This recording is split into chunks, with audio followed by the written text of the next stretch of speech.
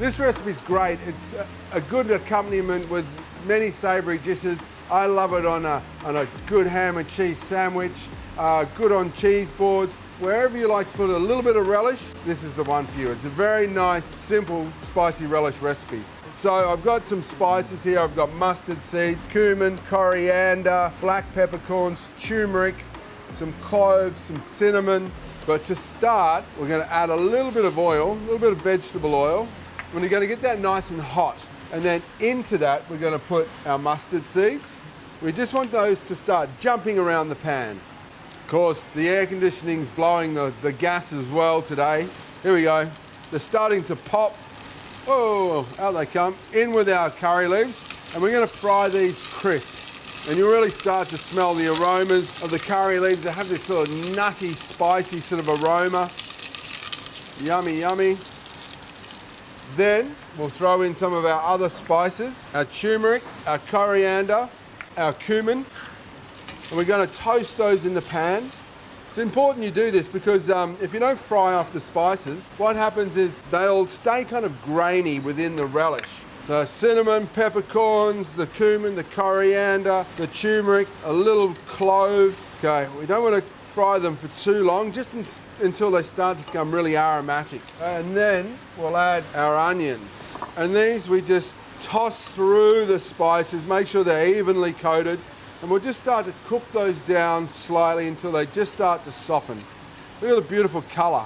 And we've got one bay leaf, fresh bay leaf. So making a relish is like making a jam. So basically, instead of it all being sugar, we have a balance of sweet and sour. We have sugar and vinegar. Okay, now we'll add some garlic, 1 clove of garlic smashed up.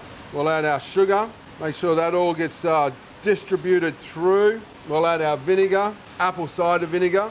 And now we just take our whole peeled tin tomatoes. If you've got an excess of overripe tomatoes, then you can use those perfectly. We just add all of that in, and now we just gently simmer until it all reduces down by half. If you want a sort of a looser relish, then don't reduce it as far. But if you want something that's really jammy, reduce it down further. So we just now let that tick over, and in about an hour's time, that will become the most yummy spicy tomato relish.